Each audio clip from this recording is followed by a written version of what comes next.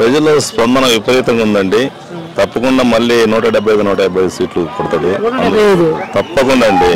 ఈసారి ప్రజల్లో ఇంకా ఎక్కువ ఉంది. పోయినసారి కన్నా 2019 కన్నా కూడా ఈ 24 స్పందన ఇంకా ఎక్కువ ఉంది. మీరు కూడా చూస్తా ఉన్నారు.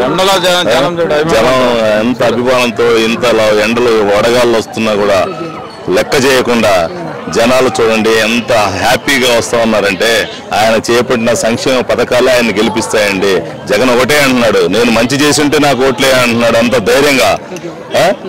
అలాగే మరి మీరు ఇప్పుడు అందరూ జనాలు ఎక్కువ మంది వస్తున్నారు. ఈ నారా లోకేష్ గారు ఏదైతే ఉన్నారో జగన్ మీటింగ్ మీకు జనాలు రావట్లేదు, వీళ్ళంతా గ్రాఫిక్స్ మెయింటైన్ చేస్తారు అంటున్నారు. చూస్తున్నారు, మీరు కళ్ళతో చూస్తున్నారండి. ఇదైనా గ్రాఫిక్స్ ఇదంతా చూడండి. జనాలు ఇంత ఎండలో కూడా వస్తున్నారంటే ఆయన కావాలని ఏదో చెప్తున్నారు. ఆయన మీటింగ్ లో జనాలు రావట్లేదు కాబట్టి ఏబిఎన్, ఆంధ్రజ్యోతి వీళ్ళందరూ కావాలని పబ్లిక్ చేస్తా ఉంటారు. అది మీకు తెలిసిన విషయమే.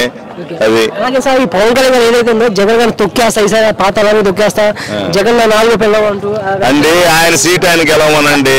ఎప్పుడైనా ఆయన సీట్ వాళ్ళ ఇంట్లో 5 సార్లు పోటీ చేశారు, ఒక్కసారైనా గెలిచారండి. ఎందుకండి ఏదో మాటలు చెప్తుంటాడు. ఆయన సీట్ ఆయన గెలిస్తే బయటకు రమ్మండి, గెలిచి చేతనైతే. అలాగే చంద్రబాబు గారు ఇప్పుడు ఏదైతే సంక్షేమ పథకాలు ఇస్తున్నారో దానికన్నా నేను ఇంకా ఎక్కువ ఇస్తాను, ఇంకా ఎక్కువ అభివృద్ధి చేస్తాను. ఎవరు నమ్మే పరిస్థితుల్లో లేరండి. గతంలో చంద్రబాబు నాయుడు ఎన్నో హామీలు, ఉచిత హామీలు అన్ని ఇచ్చాడు. ఏమైనా నెరవేర్చాడా? మరి ఇప్పుడు ఇంకా అంతకన్నా ఎక్కువ కూడా ఇస్తానంటాడు. కానీ ఎవరు నమ్మే పరిస్థితులు లేరండి. అది జగన్ తన మేనిఫెస్టోలో రిలీజ్ చేసి మొత్తం 100% చేశాడుగా. అందుకు కాబట్టి ఆయన మీద నమ్మకం ఉంది. జనాలకి విపరీతమైన నమ్మకం ఉందన్నమాట. రేపు మేనిఫెస్టో ఏమి ఇస్తాడో అని ఎదురు చూస్తా ఉన్నారు ప్రజలంతా.